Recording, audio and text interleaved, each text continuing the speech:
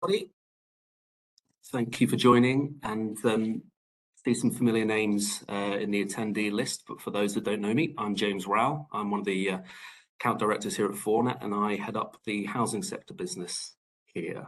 So we're here today to obviously look at the contact center transformation with Your Homes Newcastle and the service improvements they've made with the help of our customer experience team. By way of housekeeping, we'd welcome conversation and we'd welcome questions throughout.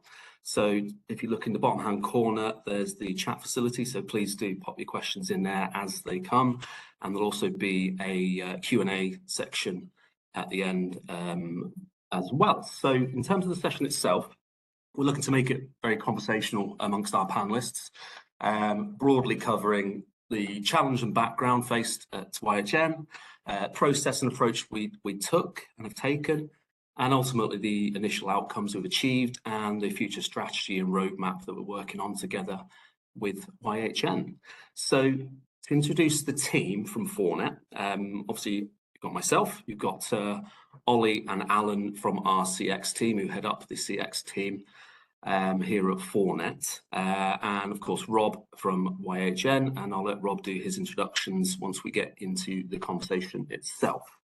So before I hand over to the team, I'll just give you a quick 5 minutes just to set the scene for those of you perhaps aren't as familiar with Fornet as a business, just to understand kind of how we've come to this point with Your Homes Newcastle. So in terms of, there's our wonderful pictures, we'll skip over those.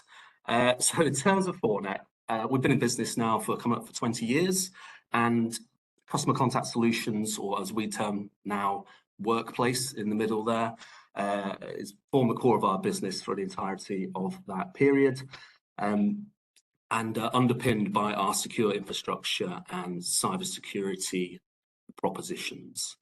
And in deploying these solutions to our clients over the years, we've of course always taken a consultative approach to understanding business challenges and the requirements, and how better use of the technology can really help drive those improvements. What we recognised a few years ago, however, is that the extent of our consultancy needed to be wider and deeper to really uncover those operational challenges and where we can assist with our services and technology. So as I say, a couple of years ago, we introduced our customer experience team and our customer experience consultancy practice into the business, obviously headed up by Ollie and Alan. And that team comprises of service design consultants, workforce optimization specialists, AI automation specialists, data scientists, to name but a few. And that team has been working with a number of our clients. Obviously, we're here today to look at YHN and what we've done there. Just to understand those operational demands, the current performance based on an assessment of both the quantitative and the qualitative metrics, and then design a transformation roadmap that utilises the most effective technology at the right time, most importantly. In terms of the housing sector, as I say, I head up that within Fornet, and we've been delivering primarily contact centre solutions into the sector for over 8 years now. So we're well positioned to understand the challenges and requirements that are unique to the sector and increasing by the day, as we all know. So on that, very whistle stop, I appreciate, but I will hand over to Ollie and we'll start the conversation. Yeah, great. Thank you very much. Yeah, Ollie Berron, Customer Experience Director here at Fornet. I think probably the best way to start to have a conversation is for Rob, maybe you to give a bit of background about your relationship to Fornet, Your Homes, how Your Homes and Fornet have worked together in the past, and that might lead us into kind of how we started this project and how it's moved on today. Yeah, no problem. Hi everyone. So just a little bit of information on Your Homes Newcastle. First of all, we're an arm's length management organisation of Newcastle City Council, and the contact centre provides contact centre services for both NCC and YHN. There are a couple of exceptions, but in the main, the vast majority of telephony contact would come through our contact centre. Fornet, we engaged with when we needed to re-procure our telephony system, which was implemented in 2020. And yeah, that's essentially how we were working with them. And we did approach 4net a couple of years ago to investigate a QBuster solution, which was based on some best practice visits we'd done elsewhere, which received some really positive feedback from colleagues, other organisations. And it was around that point where, you know, 4net asked us the question, well, what's the problem you're trying to fix? Can we ask why QBuster? And then, you know, the conversations developed. Perfect, thank you. So I think that segues in to just kind of the work that we started off. Can you give us a bit of an overview of the state of the challenges you were facing and why QBuster? Why did that come about? What was going on? Yeah, well, post-pandemic, average call handling times were approximately double pre-pandemic, but what surprised us is they didn't really return to a pre-pandemic norm.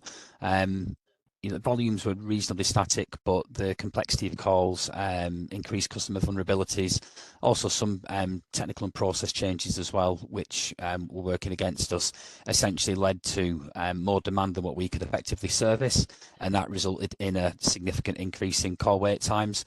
So again, in a pre-COVID world, we never typically struggled to hit our average speed of answer and targets of around accessibility, but that was proving more and more difficult. And through any customer satisfaction or through any engagement that senior leaders had with customers or residents of Newcastle City, you know, council, from a political perspective, just typically related to contact centre wait times.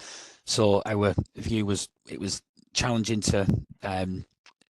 We didn't have the budget to increase resource in line with demand. We were working to try and reduce demand, but nudging customers to an alternative channel isn't something that you can necessarily easily do overnight. So our view was the QBuster might give a better experience while people were queuing. They could at least go about their daily business. So that was the rationale that led us to ask that question.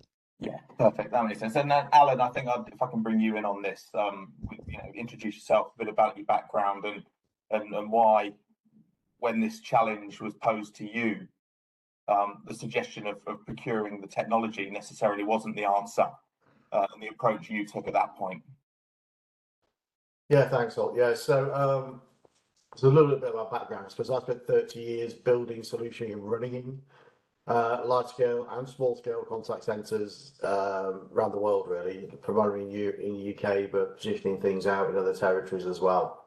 So I suppose, like most or nearly all of the consulting team, we're actually practitioners. We're not people flogging pit or flogging consultancy days in terms of what we do. We actually, you know, are obsessed with the outcome.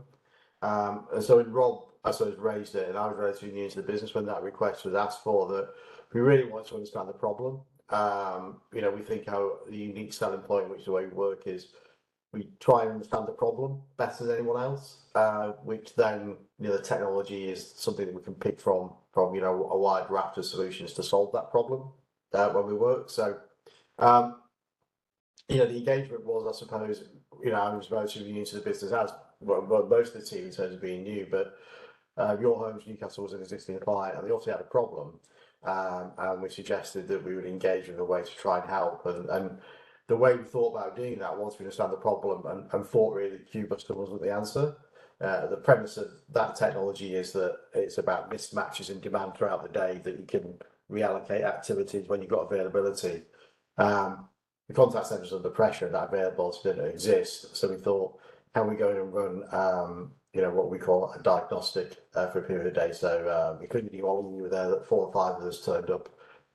You know, Rob welcomed us in and a facilitator suggested it, but we suggested we'd come in and have a look to work out if we could see the problem at a level of detail and help understand what some of the answers would be. So in that team that turned up was, you know, myself, who's sort of an IT and it's probably data background primarily. Ollie, obviously, you look at CX. We had service designers. We had CX specialists in there as well, and you know, data scientists, data analysts as well, capable of dealing with large amounts of data. It's a bit more handed, doesn't it? But we often acknowledge that when we try and do this type of activity, our clients have got a day job to do. So, having access immediately to rafts of information is something that's sometimes quite difficult for them to do, just to hand over in that sort of traditional consultancy way. So we'd rather help and be on the ground and turn up and look and understand and try and facilitate getting the information we need while we're there, rather than putting in huge requests, for information. It just becomes a burden, and it makes it harder to solve the problem, maybe. Yeah, I mean, and being there and going through this process, you welcomed us in, Rob, and that's the first big stage gate, I guess. But from your side, inviting a third party to come in and do this can, I guess, be quite intimidating. To be bringing teams of people in. What were some of your considerations leading up to it before we entered, and we opened up with the kind of conversations beforehand? But were there considerations on your side, concerns? Yeah, I mean, the need for improvement was pretty well established. So we tried various things internally, which had chipped away a little bit to a certain extent, but certainly weren't going to drive the improvements that our customers were looking for. I also had a bit of an advantage. So in a previous life, I used to work in financial services. So I worked for a bank with thousands of FTE, and the resource around planning and analytics was significantly greater than our contact center of 60 FTE, which is to be expected. And we have two really cracking officers who work on our planning and analytics, but you can't really compare that to an organisation that might have 3,000 or 4,000 call handling FTE. So I certainly knew that that side of things could be developed, but there was a bit of risk and a bit of nervousness that internally, the question might be asked, well, is that not what they do, or can they not, sort that out? Because just talking about improving how we plan, how we analyse, how we utilise our resource better, it's something that we did do. And forgive me, I'll use a football analogy. Those who have worked with me know I'm guilty of doing this. I know not everyone is a football fan, but the way I did genuinely explain this to our director is, I'm sure Preston North End do a good job of looking at nutrition and training and so on and so forth, but I'm sure Man City do a better job. And it just gave us an opportunity to leverage expertise from sort of where we were, and just take it to a different level, but at speed, which to Alan's point earlier, in terms of you've got the day job to do, I guess working with yourselves meant we were able to get that expertise and just move really quickly, certainly much quicker than we would have been able to do, and possibly at all, due to the just skills within the team. Yeah, that makes perfect sense. And going back to your football analogy and picking up on something you mentioned, data sits at the heart of a lot of what goes on in football clubs. The more access you have to data, the more skills you have in the data arena, the more likely you are to be able to be successful in delivering against that. And Al, you mentioned data as part of the diagnostic work that we did. I was always kept arm's length from that for your fear of me deleting the good work you do, or just manually changing things that shouldn't be changed. But I think it'd be good to dive into the data a little bit, not literally into the data, but talking about the strategy, and how the data throughout the diagnostic process was used in informing the transformation strategy. And I know that as we did the diagnostic, there were a number of areas that formulated a roadmap or a transformation strategy that we presented back to you, Rob. But you've talked about resourcing and planning. How did the data side influence selecting the resourcing and planning for your homes as far as the kind of Q-Buster was concerned? I think it helped build the business case, and Alan and the team were really good at walking through what was being proposed and why, and what the impact would be. So the data kind of painted the picture, and helped us, I guess, prioritize as well what had the biggest impact for the ease of implementation. Yeah. And I think that's key to this, because and I've certainly been guilty of this sometimes. You'll read a case study, see a webinar about some new fancy tech, whether it's speech analytics or an AI enabled IVR, and no doubt it'll add value, but actually, is there some low hanging fruit that you can tackle before that, which in turn can potentially help fund the business case, or as a minimum improve experience, which helps build credibility to support the business case. you want to pick up on some of that, Al? Because I think you're pretty key in this. I think it's a good point, isn't it, Rob makes? I think that probably a lot of people on the call sat there thinking at the moment, you know, I'm sure you can't get through a day without, and we talk about generative AI, ChatGPT, AI in general, and thinking about, you know, the wonders of the tech. And there's lots of people very keen to tell you all the things, you know, that it's the answer to every problem. And invariably, it's the answer to some problems. Whether it's the answer to your individual problems is the answer is probably in data analysis in reality. So I think, you know, our stance, and you know, at the start of my career, I worked for, you know, a hugely impressive man, Simon Wolfson, who's the chief executive of Next. If you don't recognise the name, he's been around the longest serving, the youngest ever, the longest serving chief exec of a hugely successful business. And you know, he said something to me that sort of anchored the way that, you know, I like to think about these problems. Is that the danger is very often people make decisions on things that are anecdotally true, but empirically false. And actually, you know, to understand, you know, people hear the stories, don't you, in contact centres, they live on the stories very often, that we get a lot of calls about something, or and that can drive a decision. What we're really keen to do is absolutely anecdotes around contact centres. We want to hear them, and part of our approach is spending time with agents and team leaders and listening to calls, and not just looking at data, but immersing ourselves in the process and the interactions and that customer journey. At the same time, we want to see what we see and what we hear from people in terms of the anecdotes and the things we, you know, when we're there for even, you know, a few of us for a few days, we'll see certain things. We want to make sure that actually substantively matches to the data. So we get to this perfect world where we can see things that are anecdotally true. You know, we can understand what people are seeing, feeling about it, but we're matching it almost that left and right brain to the data. So, and it's empirically true as well.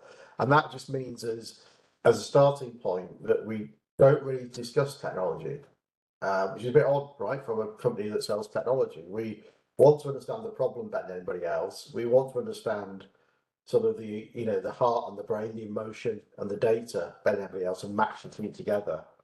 And once we've done that, it allows us to, you know, work with people like Rob to do, you know, highly predictive what if scenarios, and actually understand the impact of different technologies on those problems, and be able to scale, size, and ultimately, you know, throw technologies away.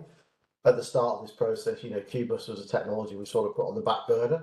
I think where we've got to, we'll cover that later, it's probably something that's applicable very soon, the way that the contact centre is now running.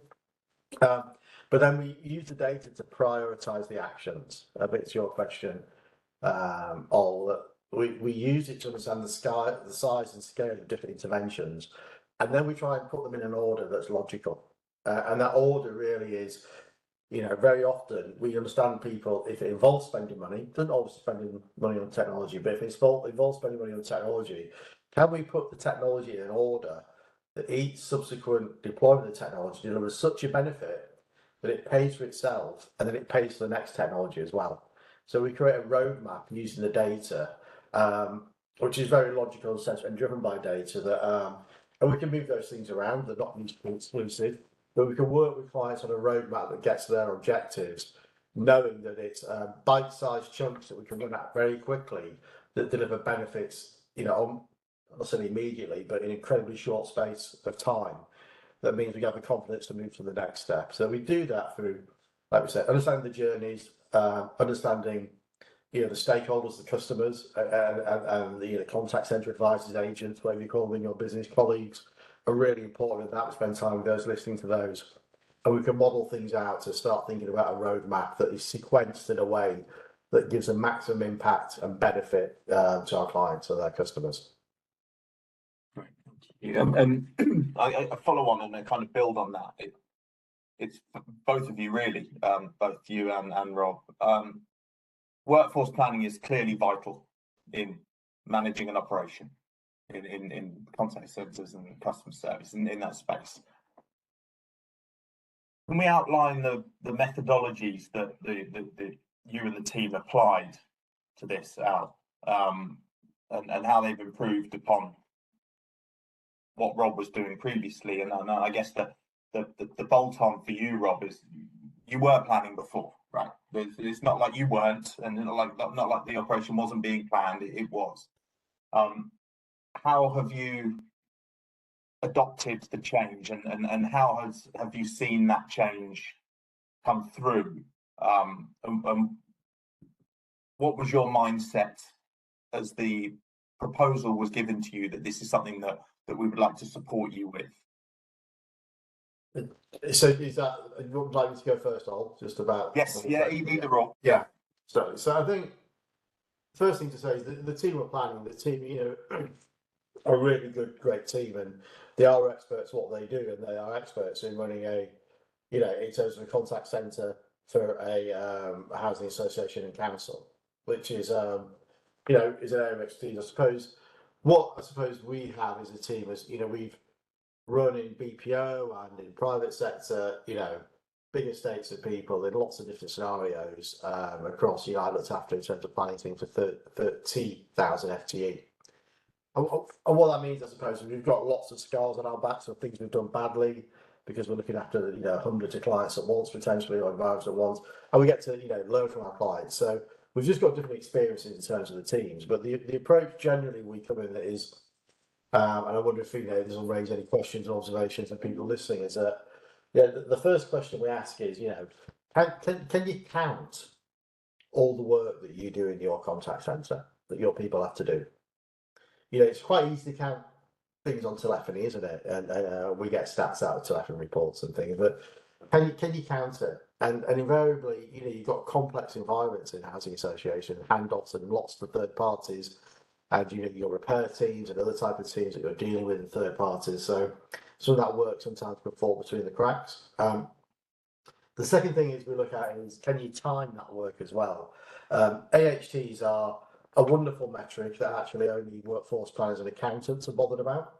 Nobody else actually really experiences an AHT. Agents are more bothered about things, things it doesn't measure, like gaps between calls, and obviously customers don't see what wrap time feels like in a contact centre. They don't experience that. They're more like wait time. But that AHT is important in working out how many people you need. So can you count it? Can you time it?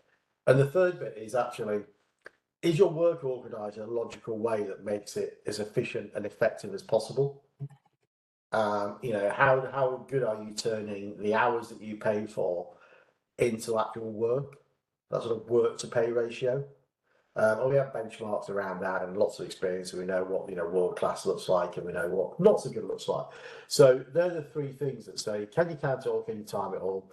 And can you organise it in a way that makes it efficient and effective? And that involves challenging sometimes the way the operations set up, because 24/7 things start to make front and back office and different channels sometimes are organised very logically. But there may be a better way to make it more efficient and deliver a better customer experience for the amount of money you're spending. So they're the three principles we use. And when there's gaps, we look to fill those gaps in. And then we build a model that we can talk to people like Rob and get his understanding about. And sometimes, what looks great on paper and just numbers, there are reasons why that can't happen. Segregation of duties, the way that maybe even some of these pay scales might work that say there's an impact on that. So, there has to be some constraints placed on that thinking by the business. And then we can work within those constraints to, get to the best possible answer that then becomes a proposal. Go, if we did it like this, if we organised it like this, if we set the skills up on the telephony in a slightly different way, then we'd get a more efficient outcome. And we can predict what that was very accurately by using the data and by modelling that out and creating scenarios for people. Perfect, thank you. And the bolt-on question, Rob, I guess is vast experience, Al and the team, but that's not taking away from the work you already do and were doing and have been successful in doing. But there could be concerns of feeling exposed or being uncovered for something that isn't something.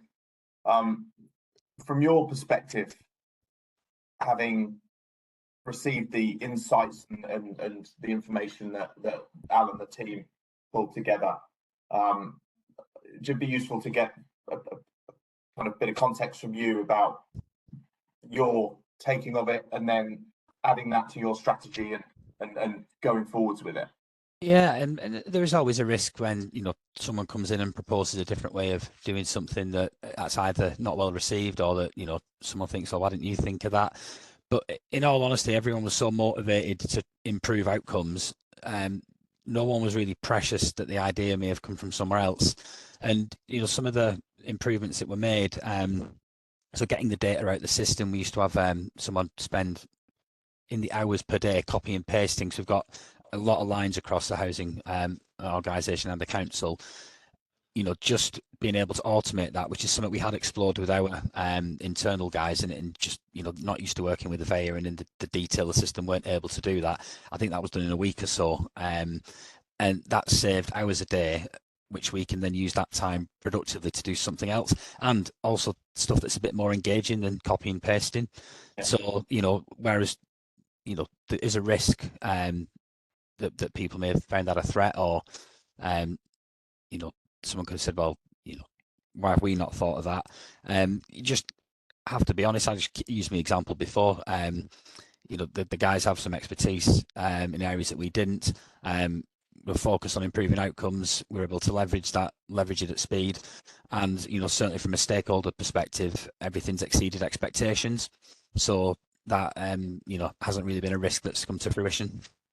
Yeah, absolutely. And yeah, and I know that we're not going into the detail of the outcomes on this call, and you know, that understandable, but it's clear, and we know that there were significant improvements that have been delivered off the back of doing this.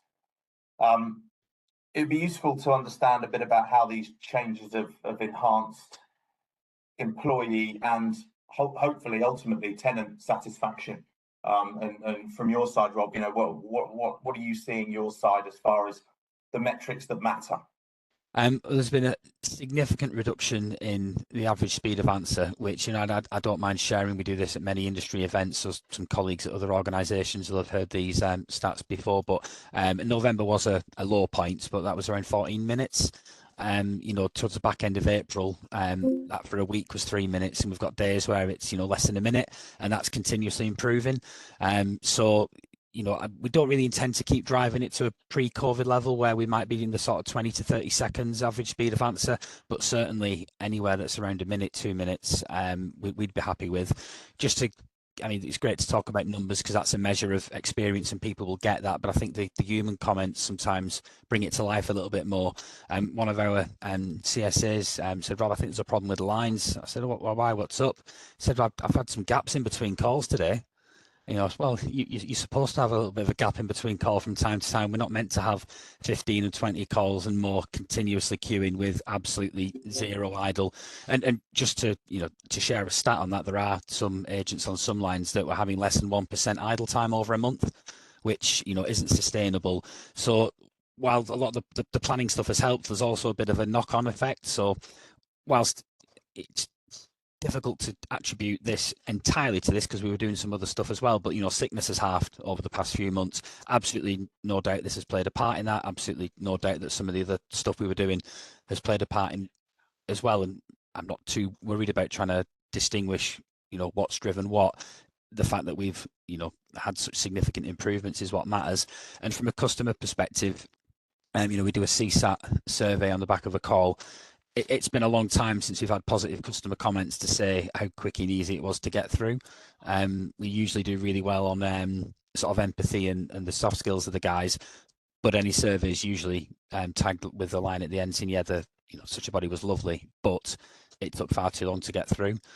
We still have a little bit around the edges where we've got some outliers that we want to keep chipping away at, but certainly the breadth across the board, and that feeds into overall satisfaction as well, which over a similar timeframes jumps by about 4 or 5 percentage points, because you could look at repairs, you could look at any service across the organisation, and within their complaints or any CSAT data, they'd be talking about the repair or talking about their experience with the housing officer, whether good or bad, and then stick on the end, but it took too long to get through to the contact centre. So it's certainly from an outcome perspective, couldn't really have asked for more, and it's certainly exceeded expectations, both internal and external customers. Yeah, really good feedback. Thank you. Yeah, and then I guess from your side, Al, you know, leading into this, there's a load of data analysis that was carried out, and you plotted the potential benefit for Rob and the team. How's it matched up to your expectations leading into the transformation? Yeah, I think. What do you think? No, I would say the first thing is matching up. I think what really has exceeded expectations is the partnership. So I don't think I'd want to think, I'm, very keen to. I'm as keen as Rob every morning to see the numbers and performance. I'm sure as he is. Maybe not as keen, maybe, but it's the first number I want to look at in the morning to see how we're doing. And I think what's really, been really good is that. And I think, this is on both parties, in terms of how Rob and the team have welcomed us in, is that it's an absolute partnership. We're in this together. And that being together and wanting to drive the right outcome together is the thing that is actually far exceeds my expectations. I think in terms of the delivery of the numbers, it's been great. It's been a superb delivery. I think we probably are very prudent in our views of what's achievable, because it's very easy to go and say. So I think we knew it would be better than the initial discussions with Rob, because we wanted to not expose anybody and Rob to be comfortable with telling his business what we deliver would be delivered. And obviously we've exceeded that. But I think it's got to a point probably that we didn't, considerably better than we probably thought the end state would be by now. I think we're sort of 10 weeks in from making changes, and and it's been a very quite a short sprint time in terms of the work and how quickly it has delivered. So the pace of things is the thing that's probably surprised me the most. The scale, I think we undercalled it a little bit because we wanted to be safe and actually over deliver, and that's not a game on our behalf. We just wanted to make sure that we did what we said we would do. And actually the maths, when you have, I don't know if any of you guys have tried to do this on the call, but when you have some hard sums involved of calls abandoning and customers retrying and getting the sort of spin sometimes the abandonment rate, the maths of unraveling that spin is quite complicated and hard to predict, because you don't know if they've gone to another channel, you don't know if they're going to come back, you don't know if they've rung off another phone. So actually how quickly it unravels, and queuing theory is a really weird bit of maths, but actually when you get close to it, the benefits really accelerate quickly and you can't get your head in there. And the best way of thinking about it's the same maths that when you get to a holiday period, you go, the roads are really quiet. It's the same maths in queuing theory that says, well, actually in the summer holidays, there's only 10% less cars on the road. So suddenly as we started to answer more calls, and we're answering nearly double the amount of calls with a similar amount of staff that we were, that the benefits of the retry and speak about just accelerate really quickly. So it's quite hard to predict. So we weren't gaming it. We were just, let's say, limiting our ability to predict what that impact would be, as anybody would be. It's massively complicated, that process. So, but the partnership far exceeded it. The pace, next level down, you definitely exceeded it, and the scale, it exceeded what we initially thought. Yeah, in terms of how it worked. So Rob's put a question in the chat, which is perfect for this point. So, and I guess it's to both of you, and we'll use it as a kind of two-part question. There's two in there, but they kind of ask the similar things. What were the easiest things to change to seek improvement, and what were the hardest or more costly? And the second part to that is, were there any proposed changes that you didn't or couldn't implement? Yeah, either of you can pick up. I think the way we often try to think about this stuff is every case is different. But when we looked at the case, the easiest and quickest was some things about routing and skilling of agent, the way that was configured. And I'll use an analogy now. I suppose that in making those decisions, there's very few people involved to make that decision. You can make that with a handful of people that you're going to configure your skills based on your ACD a little bit differently, or your root calls a bit differently. It's a handful of people that can make that decision. And that was one set of benefits. The next, that was almost immediate, like that. We got a reduction of about 300 seconds overnight by changing those skill routines. So that was just in the maths we could see. The next bit, I think, is things that involve getting the agents to do something different, or your team leaders, team managers to do something different, the way they manage the contact center, how they maybe look at data, how they drive performance throughout the day. And that involves changing the behavior quite a lot of people, right? You know, depending how big your contact centre is, you know, 30, 40, 50, 60, hundreds of people maybe. And that's going to take longer because that's a change in getting everybody on board and doing it. And that was the next bit, sort of the next phase of things. It delivered even more benefit than the first phase, but then, you know, it was quick, but it took a bit more time. And then the final set of things, I mean, become really difficult. I think when you think about these transformation programs, or trying to think about, we're not at that stage here, is how do you start getting your customers, your tenants, to do something different? In that instance, you know, in Rob's instance, you know, 250, 300,000 people that you're trying to influence. So those things we've not done yet. So starting to introduce new channels like conversational AI, those things are really hard and need time to think about and less predictable on what they'll do. You know, potentially bigger benefit if you can shift them, but you're talking about retraining 250,000 customers who you've trained for maybe 20 years to interact in a certain way with you. So just you know, if you build it, they will come. Just because I've turned, you know, conversational AI, web chat, other skills, doesn't mean it's going to affect the change. So we started at the bottom end in terms of thinking about what could do quickly and what would and what, you know, was quite easy to influence and materialize benefits quickly. And you know, thinking about how we would go about that chain, you know, we're probably closing that phase off now and starting to think about are there things we could do, which is sort of in between the customers doing something differently, which is the customers still interact with us through the same channel, but we might add other things in terms of automation in terms of real-time speech analytics to, you know, wrap the calls at the end and feed CRMs and housing management systems automatically. Or indeed, you know, putting in, you know, incredibly impressive AI-driven conversational AI IVR. So the customer's still ringing us, and it's still interacting the same way. We're not asking the customer something different. We're thinking about technologies that can do something clever and do something more efficiently when they come in. So those sort of 3 or 4 stages going up, you know, up to the hard bit of getting customers to do something different. It's sort of our sort of thinking in our mind the way we structure things on. Yeah, so I mean, I think for absolute clarity, there has been no technology used to date in the work that we've done. I think that's important to understand. This has been done through process re-engineering and workforce optimization. It's not workforce management technology, albeit it feeds in, and then the next phase is enabling us to kind of use that technology. But I guess for you, Rob, what parts of this have been harder? And are there any elements of it that you haven't been able to or cannot implement? I mean, there's nothing that I'd probably put in the hard box because it's taken some work. Obviously, it's a bit of effort put into build the business case and get support for that in advance and position it. I guess that was probably the hardest bit. But then once you're over that milestone, I think Alan described it really well before, where he said it's a true partnership, and you do get that. You know, I believe him when he says it's the first number, because you'll get a ping and say fantastic below a minute yesterday, and you know, you absolutely do get that feel that it is a true partnership.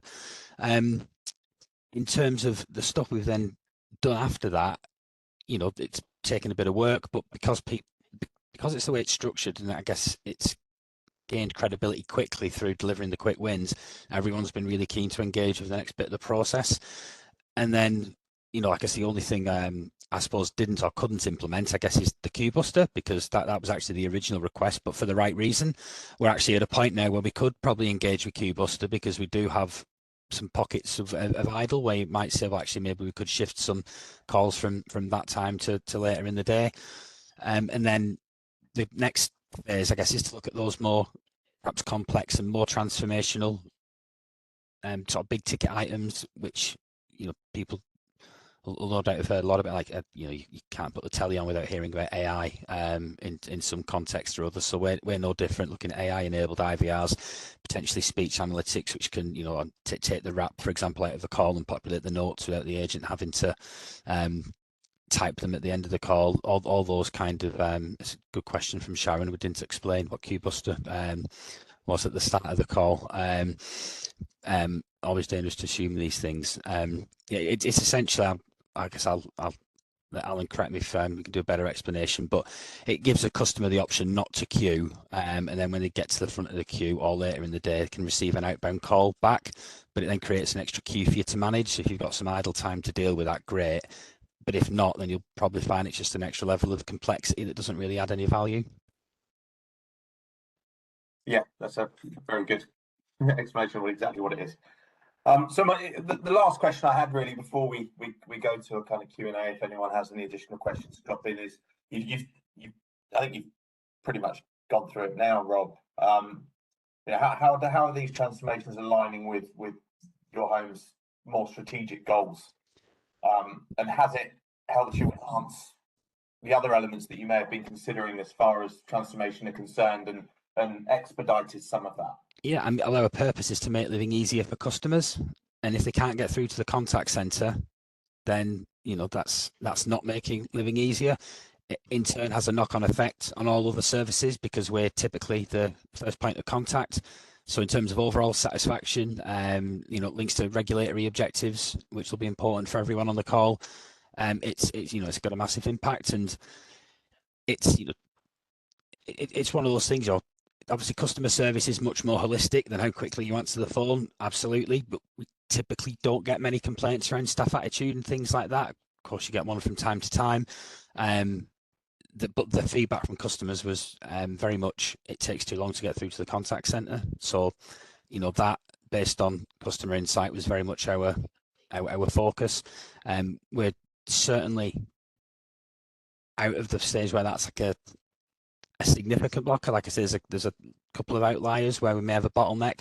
Certainly out of hours, because our contact center is 24/7. So if you do have like an unforeseen emergency, then that sometimes can be difficult to deal with.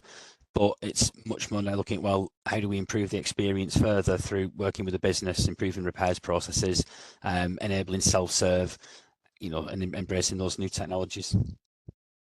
Yeah, perfect. Thank you very much. So, I mean, I've got nothing else to ask. I mean, any closing remarks from you, Al, before we hand over to James? I think we are going to keep the Q&A open until we close the call. If we can't answer it on the call, we'll try and get it across to you some other way. But any closing remarks from you, Al? I think we did some benchmarking recently, actually, and the most up-to-date sort of industry benchmarking report was that, and the nearest fit was local authorities, which had a sort of an average speed of answer. The people on the call might want to ping in what their target is, or maybe their target, or maybe what they're running at in terms of the chat, so we can see. But as we evolve, but there should be the average in the UK, as measured by a Microsoft survey at the end of 2023, was 240 seconds.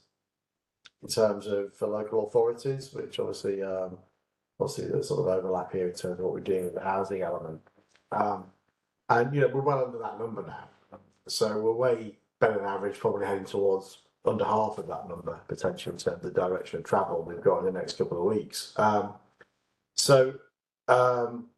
We know that from an efficiency point of view now, in terms of the benchmarking, certainly the operations that I've looked after run in the past, even the big scale ones that benefit from it, the ratio of efficiency that your homes are now is in that sort of world class bracket, certainly best practice to world class in terms of what's happening. That so the element of the maths say that that's as good as it can be, given the way the maths works in terms of contact centres.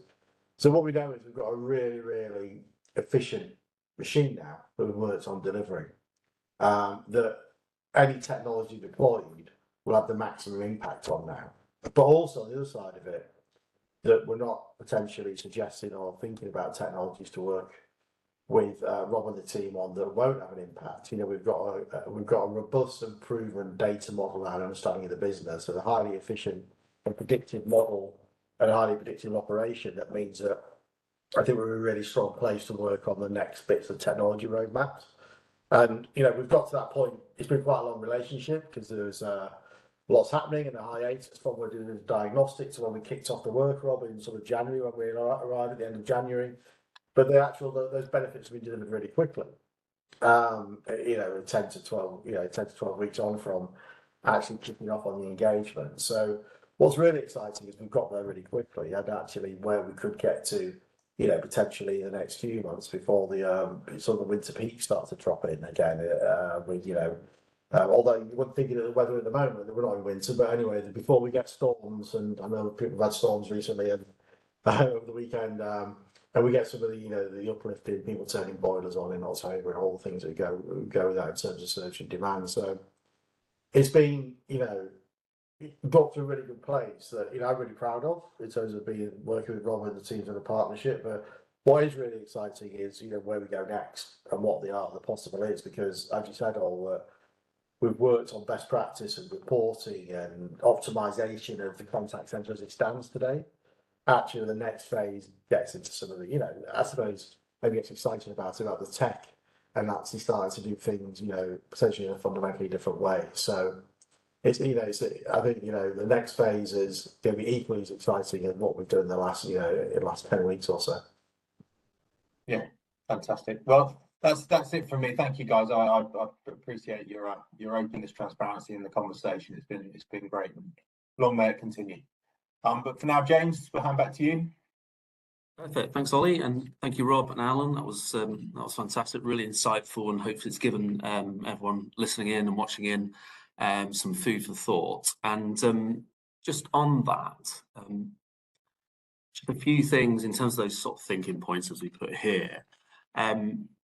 Well, you can all read, I'm sure, but essentially, if you're answering no or not sure to any and all of these three questions, what we'd love to do and the offer that we'd like to make to everyone who's attended today is to undertake a complimentary, we call it analyze and assess workshop. So as you can see, it's a very quick, you know, half day, 4 hour, half day engagement, just to get an initial feel for how your business is running, how it's structured, looking at some high level contact center performance as is. And then looking at, you know, how we could potentially work with you to make some of the similar improvements that we've made with your homes. And in terms of, you know, kind of the prep and what we'd need from you beforehand, very minimal. All we'd probably ask is just that you engage, you know, the necessary people within your organisations to be part of those conversations. And you know, from there we'll be able to quickly identify whether we think, you know, there's some improvements that we can make, and take things from there. So in terms of that, obviously, after we wrap up here, we'll issue a follow-up email for a bit of feedback, and within that there'll be a form to complete if you'd like us to book in one of these sessions with you. So yeah, we certainly hope to speak to all of you again. And just lastly to say thank you very much for attending today. We appreciate your time, and we'll speak again soon.